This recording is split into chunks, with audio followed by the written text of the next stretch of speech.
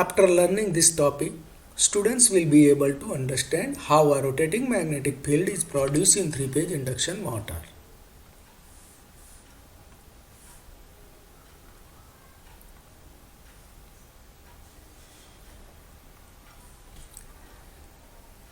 જ્યારે પણ આપણે થ્રી-ફેઝ ઇન્ડક્શન મોટર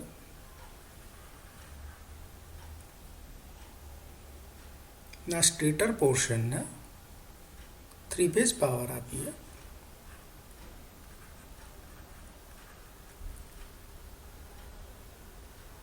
એના વાઇન્ડિંગને, ત્યારે આ જે કરંટ ફ્લો થશે સ્ટેટર વાઇન્ડિંગ એના કારણે જે ફ્લક્સ પેદા થશે તે પણ ઓલ્ટરનેટિંગ ફ્લક્સ હશે. આપણે જે પાવર આપ્યો છે સપ્લાય, થ્રી-ફેઝ સપ્લાય, એ 120 ડિગ્રીએ ડિસ્પ્લેસ છે. તો એના કારણે જે ફ્લક્સ પેદા થશે, જે વોલ્ટેજ આપ્યા અને સ્ટેટરમાં કરંટ ફ્લો થયો અને સ્ટેટરમાં જે કરંટ ફ્લો થવાથી જે સ્ટેટર ફ્લક્સ પેદા થયું, તો જે flux due to R phase, due to Y phase and due to B phase, એ પણ 120 ડિગ્રીએ ડિસ્પ્લેસ હશે. હવે આપણે જે વાઇન્ડિંગ મૂકેલું છે તે પણ ફિઝિકલી 120 ડિગ્રીએ મૂકેલું છે.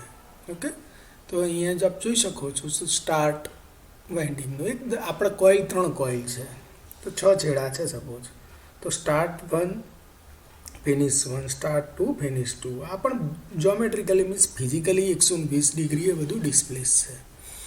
ત્યારે આપણે આ રીતનો જે પાવર સ્ટેશનરી કોઇલ મીન્સ કે સ્ટેટરના અંદર આપણે આપીએ છીએ ત્યારે એક રિવોલ્વિંગ મેગ્નેટિક ફ્લક્સ પેદા થાય છે.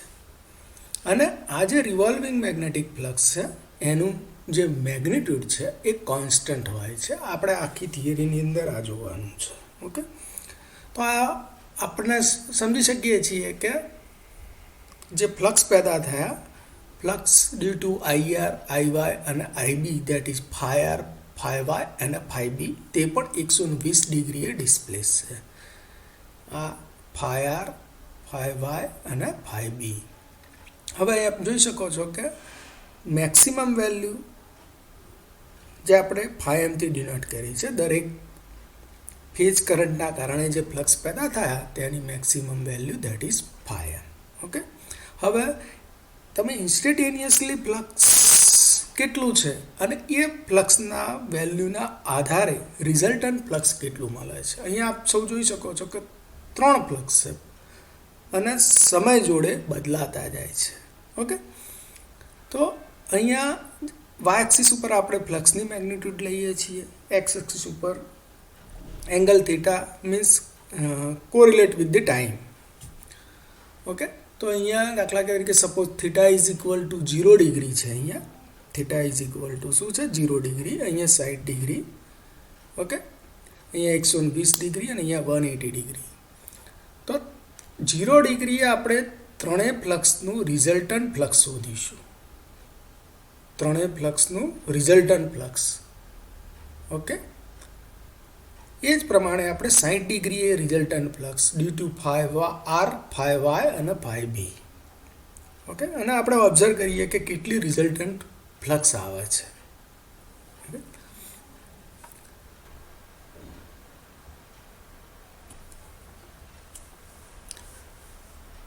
આપણે મેથેમેટિક્સની અંદર ખ્યાલ છે બે વેક્ટર, જો સપોઝ બંનેની વેલ્યુ સરખી હોય, વેક્ટર એ અને વેક્ટર બીજો એ, બરાબર, અને બંનેની વેલ્યુ કેવી છે? સરખી છે સપોઝ, તો જે રિઝલ્ટન્ટ વેક્ટર પેરેલોગ્રામ બનાવીને તમને જે આવે છે, બરાબર, રિઝલ્ટન્ટ વેક્ટર સપોઝ સી, અને બે વચ્ચેનો એંગલ થીટા હોય તો સી ઇઝ ઇક્વલ ટુ શું કહો છો? 2a cos theta by 2.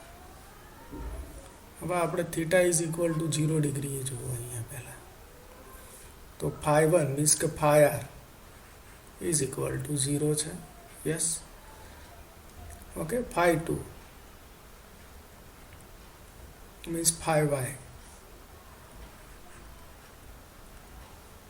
Okay, તો 5y કેટલો છે? નેગેટિવ છે, પણ મેક્સિમમ નથી, ઓછો છે.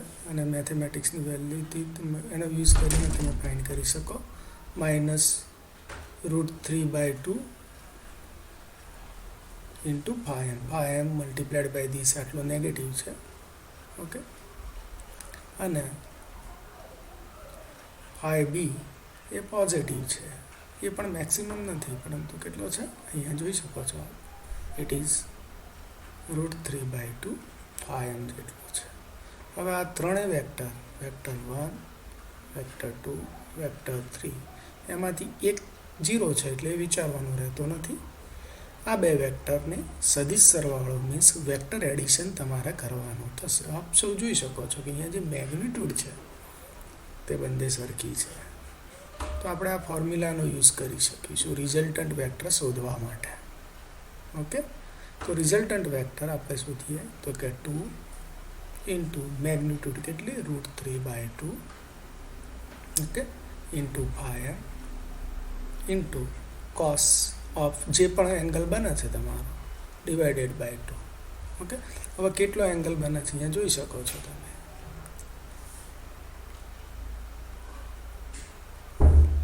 ઓકે, તમારે અહીંયા આપણે જે લીધેલું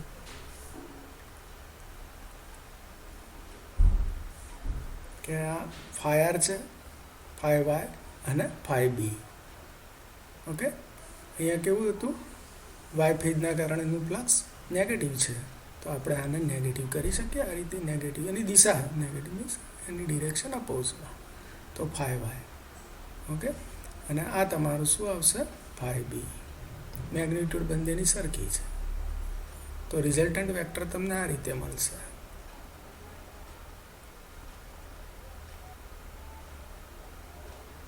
ઓકે, આ તમારું 5r થશે.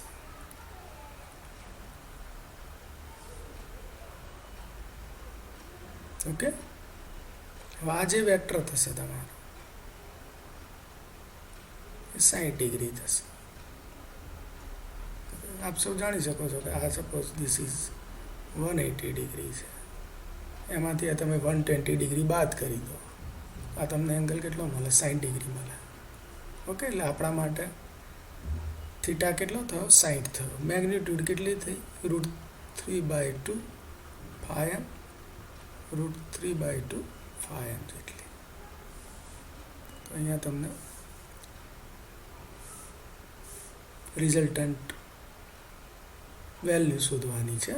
તો theta is equal to 0, 5(1) means 5r, okay, 5y, 5b, denotation ગમે તે આપે.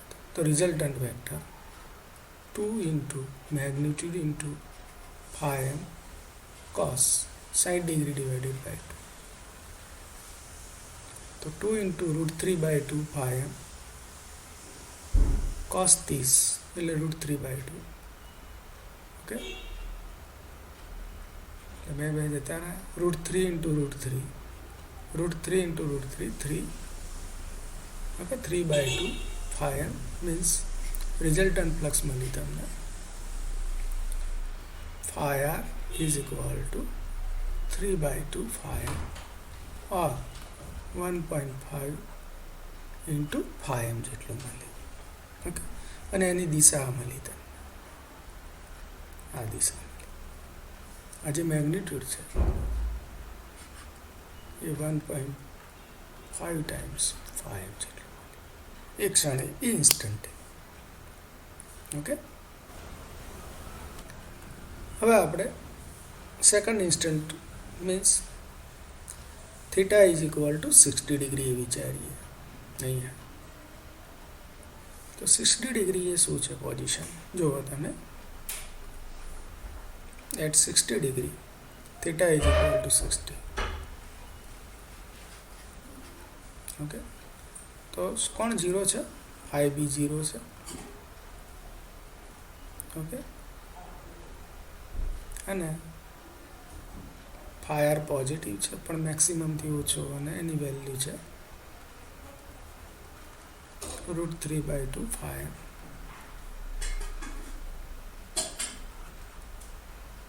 ફાઈ વાય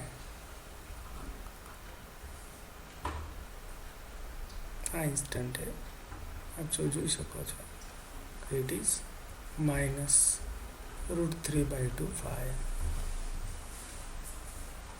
ઓકે, અહીંથી તમે જોઈ શકો છો કે રિઝલ્ટન્ટ વેક્ટર કેવી રીતે શોધાશે. તો ફાયર તો આ દિશામાં જ છે, તો ફાયર ફાઈ વાય પરંતુ નેગેટિવ છે, તો નેગેટિવ. બરાબર, તો એનું જે રિઝલ્ટન્ટ આવશે, ઓકે, વેક્ટર એડિશન તમે કરશો તો રિઝલ્ટન્ટ ધેટ વિલ બી કેટલું આવશે, ફાઈ આર. ઓકે, મેગ્નિટ્યુડ તો સેમ છે, બરાબર છે, ખૂણો પણ તમારો 60 ડિગ્રી થશે.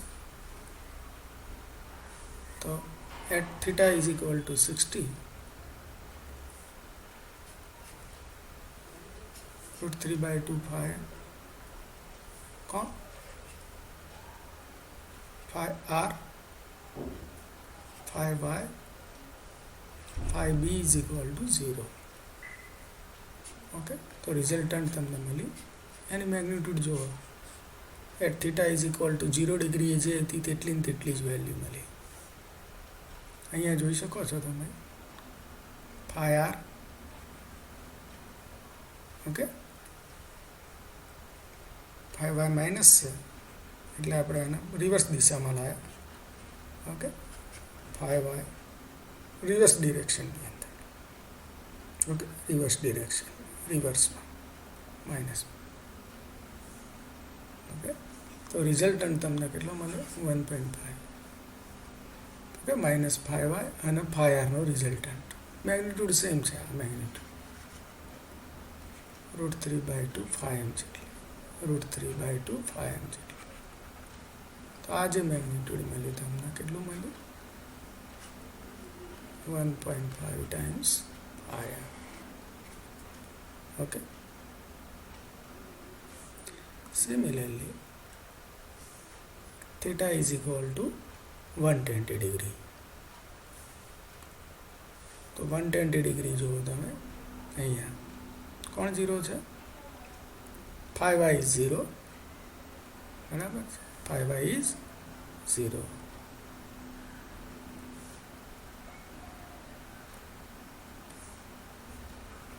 Phi Y is 0. Okay, phi R √3/2 phi phi B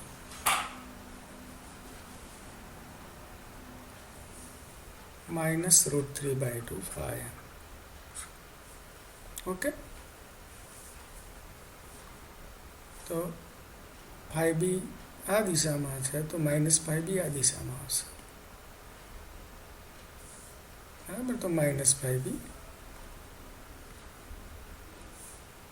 okay, minus phi B phi R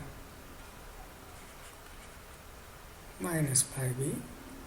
okay, અને રિઝલ્ટન્ટ ફ્લક્સ મળ્યું તમને. વેલ્યુ મૂકો તમે, √3/2 ફાઈ 0 અને -√3/2. એની આપણે અપોઝિશન ડિરેક્શનમાં વેક્ટર એડિશન કર્યો છે. તો તમને રિઝલ્ટન્ટ ફ્લક્સ મળ્યું છે 1.5 ટાઈમ્સ ફાઈ. તે સેમ વેલ્યુ જેટલું આવ્યું, જે થીટા ઇઝ ઇક્વલ ટુ 0 ડિગ્રીએ, થીટા ઇઝ ઇક્વલ ટુ 60 ડિગ્રીએ જે વેલ્યુ આવી તે જ વેલ્યુ આવી તમને. Okay, now we will think about theta is equal to 180 degree position. Theta is equal to 180 ડિગ્રીએ શું થાય છે, દરેક ફ્લક્સની વેલ્યુ કેટલી આવે છે, phi R is equal to 0. Phi Y કેટલો છે, અહીંથી જોઈ શકો છો √3/2 ફાઈ અને ફાઈ બી જોઈ શકો છો minus √3/2 phi. Okay, phi B આ દિશામાં છે તો માઇનસ ફાઈ બી આ દિશામાં આવશે. ઓકે, અને ફાઈ વાય આ દિશામાં છે તો રિઝલ્ટન્ટ આ રીતે આવશે ઉપર અહીંયા.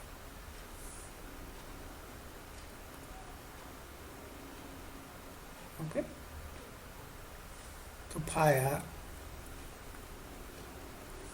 ફાઈ વન મીન્સ અહીંયા આપણે ફાઈ આર 1 2 3 નામ આપ્યા હોય અથવા આર વાય બી નામ આપ્યા હોય. Okay, phi Y phi B. Okay, phi Y reverse ડિરેક્શનમાં ફાઈ બી અને રિઝલ્ટન્ટ ફ્લક્સ તમને મળ્યું એંગલ 60/2 એટલે cos 30. મેગ્નિટ્યુડ અહીંયા ફાઈ વનની 0 છે. બે વેક્ટરનું એડિશન એ પણ તમને કેટલો મળશે અહીંયા 1.5 ટાઈમ્સ ફાઈ એમ જેટલો મળશે. એનો અર્થ દરેક પોઝિશનમાં તમને મેગ્નિટ્યુડ કેવી મળે છે?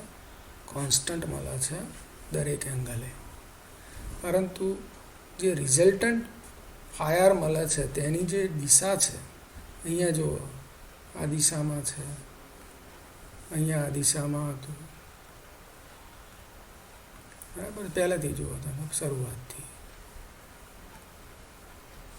બરાબર છે? અહીંયા જો આ રીતે છે નીચેની દિશામાં અહીંયા, પછી નેક્સ્ટ પોઝિશનની અંદર આમ આવ્યું એટલે એ પણ રોટેટ થાય છે. કહેવાનું એમ છે કે કોન્સ્ટન્ટ મેગ્નિટ્યુડ છે ફ્લક્સ બટ રોટેટિંગ, બરાબર? એટલે રિવોલ્વિંગ ફ્લક્સ પેદા થાય છે. તમને કેવું પેદા થાય છે? રિવોલ્વિંગ. પહેલાં આ રીતે છે જુઓ, પછી રિઝલ્ટન્ટ ફ્લક્સ. હવે રિઝલ્ટન્ટ ફ્લક્સ જ વિચારવાનું તમારે, કારણ કે ત્રણ ફ્લક્સનું તમારે શું કરવાનું છે? વેક્ટર એડિશન અને રિઝલ્ટન્ટ ફ્લક્સની મેગ્નિટ્યુડ કેટલી છે અને એની દિશા કઈ છે. અહીંયા દિશા આ છે, મેગ્નિટ્યુડ 1.5 ટાઈમ્સ ફાઈ. પછી આ દિશા છે, મેગ્નિટ્યુડ તેટલી જ 1.5 ટાઈમ્સ, બરાબર? આ રીતે. તો આ રીતે તમે જોઈ શકો છો કે આવી રીતે રોટેટ થતું ફ્લક્સ મળે છે. એટલે આ એક સર્કલ વિચારો તો આમ હતું તમારું, પછી આમ થાય છે. આ રીતે તમને ફ્લક્સ રોટેટ થતું આ રીતે, તો આ દિશામાં રોટેટ થાય છે ફ્લક્સ. આ જે રિઝલ્ટન્ટ ફ્લક્સ મળ્યું રોટેટિંગ મેગ્નેટિક ફિલ્ડ ક્લોકવાઇઝ ડિરેક્શનમાં છે. અને આની જે સ્પીડ છે, ફરવાની સ્પીડ છે, એ તમે સ્ટેટરને જે પાવર આપ્યો એની ફ્રીક્વન્સી જે સપોઝ એફ છે, અને જે પોલ જે છે એ તમારા નંબર ઓફ પોલ માટે મીન્સ કે જે વાઇન્ડિંગના કેટલા પોલ છે, બરાબર છે? મોટર કેટલા પોલની છે એ સપોઝ પી છે, તો તમારે સિંક્રોનસ સ્પીડ NS = 120 f/p, બરાબર છે?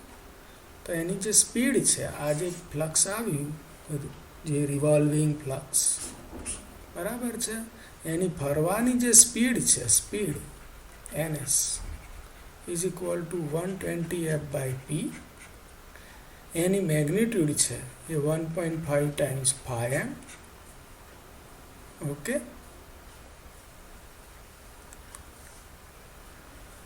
આટલું તમને ખ્યાલ આવી ગયું કે what is the revolving field અને કેવી રીતે આ રિવોલ્વિંગ ફિલ્ડ પેદા થાય છે જ્યારે આપણે મોટરના સ્ટેટરને 3 ફેઝ સપ્લાય આપીએ છીએ ત્યારે. ઓકે, તો ફરીથી પ્રશ્ન પૂછું તમને કે કેટલી વેલ્યુનું મેગ્નિટ્યુડ હશે રિઝલ્ટન્ટ ફ્લક્સનું? તો that will be the 1.5 times phi M. Okay, એની સ્પીડ કેટલી હશે? 120 f/p, 120 ગુણ્યા ફ્રીક્વન્સી ભાગ્યા નંબર ઓફ પોલ જેટલી હશે. ઓકે.